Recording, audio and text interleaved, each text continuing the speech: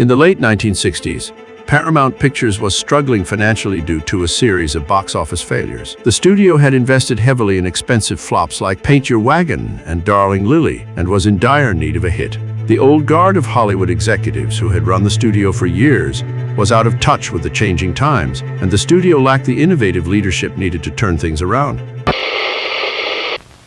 New from RCA Victor, handiest TV set ever built. RCA Victor Personal TV.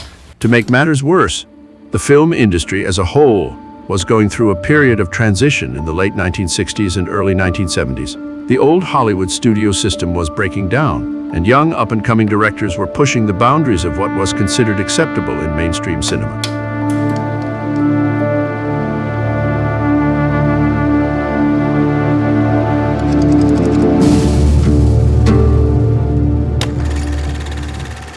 How do you do? How do you do? Audiences were craving more realistic and gritty stories, and the traditional Hollywood fare of musicals and romantic comedies was no longer cutting it. In the 30s, 40s, and 50s, Paramount was one of the great legendary studios, great stars. But by the time you get to the 1960s, it really was the bottom of the top 8. Good afternoon. My name is Robert Evans, and I'm Senior Vice President of Paramount Pictures. The vice president at Paramount Pictures at the time was Robert Evans. He took over as head of production at the studio in 1966 and was responsible for greenlighting a number of successful films, including Rosemary's Baby, Love Story, and The Godfather. Charlie told me they're going to close the studio down. I said, give me a chance to go and make a presentation to the board. These past few years have been rough for Hollywood. We've made a lot of mistakes. I could go on for an hour and tell you about 20 or 30 projects that are in various stages of development and bore you with it. So I won't. But I want to bring up one project, and that's The Godfather. My youngest son is forced to leave this country.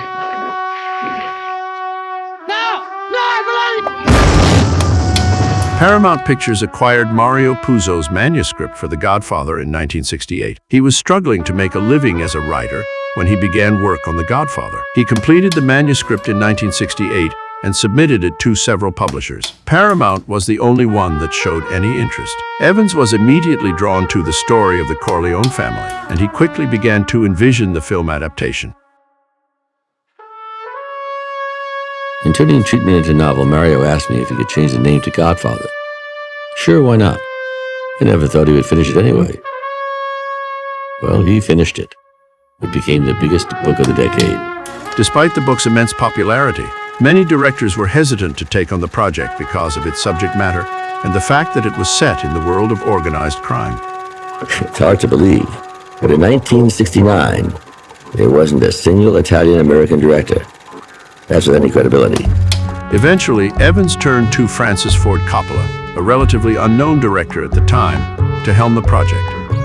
As the book became more popular and more successful, I realized that in a sense it was beginning to outclass me, in that I wouldn't have gotten the job had, 5 months later the book become the sensation that it was. Initially, Paramount Pictures wanted to shoot The Godfather in Kansas City due to lower production costs and tax incentives.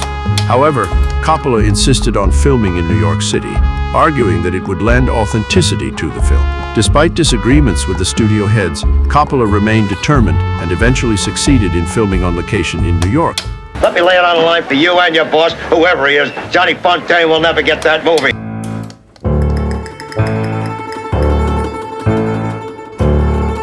The studio heads initially opposed casting Marlon Brando as Vito Corleone in The Godfather.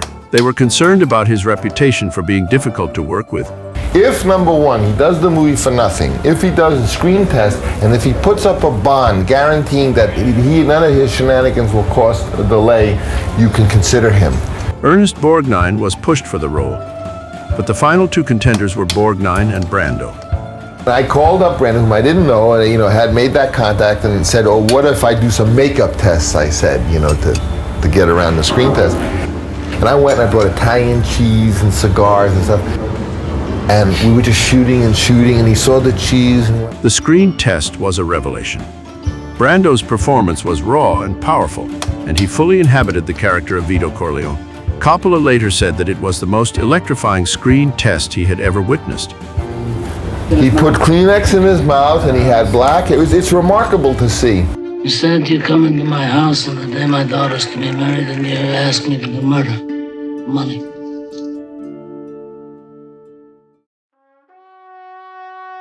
Coppola's indecisiveness and conflicts with the studio caused production to fall behind schedule and costs to skyrocket to around $40,000 per day. Gulf Plus Western executive Charles Bloodhorn was frustrated with the endless screen tests, and Paramount executives were dissatisfied with many of Coppola's decisions, even considering replacing him with Elia Kazan.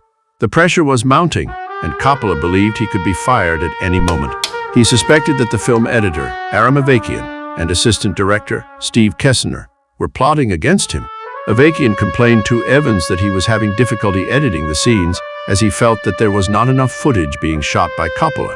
Consequently, Evans approved of Coppola firing Avakian and Kessner after discovering their plan to sabotage the director. I've been carrying your ass in this place ever since I got here.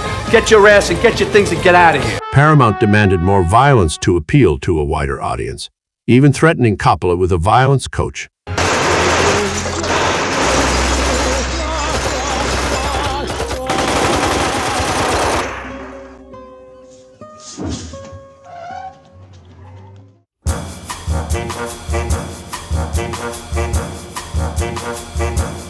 Despite the challenges, the collaboration between Francis and cinematographer Gordon Willis was a match made in heaven.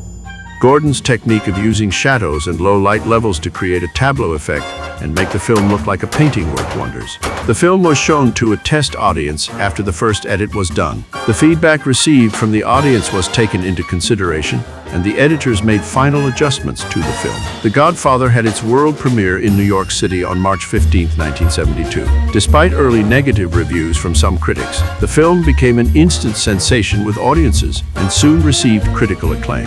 It went on to become one of the highest-grossing films of all time.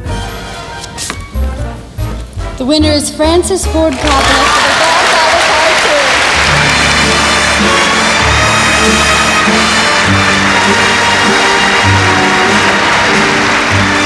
The Godfather The Godfather won 3 Academy Awards in 1973, including Best Picture, Best Actor for Marlon Brando, and Best Adapted Screenplay for Francis Ford Coppola and Mario Puzo.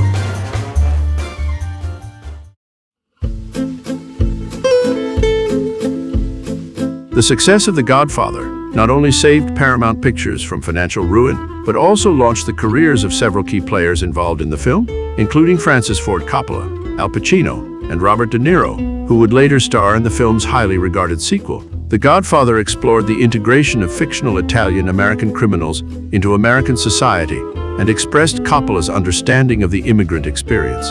The film struck a chord with many descendants of immigrants who felt a dual identity. The concept of a mafia godfather and the famous line, "I'm gonna make him an offer he can't refuse," became part of popular culture. You can check out more of our videos on your screen right now. Thanks for watching.